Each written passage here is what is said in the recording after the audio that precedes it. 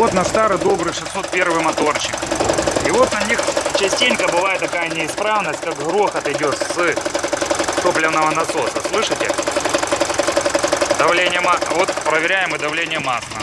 То есть 1,5 килограмма на холостых. То есть чуть-чуть увеличим обороты, звук этот пропадает.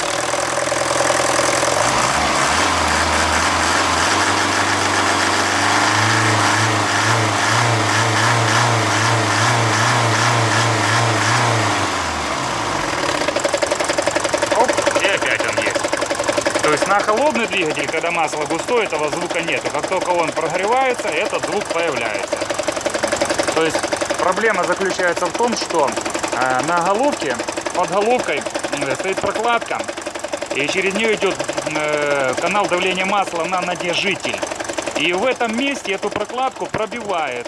И часть масла уже не поступает на натяжитель, и натяжитель уже начинает болтаться. И создается такой звук.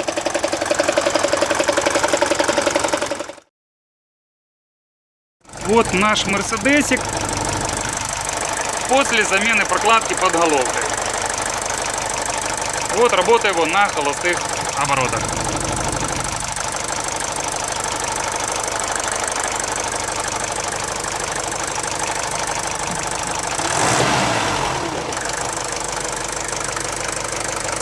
Все, стука этого нет.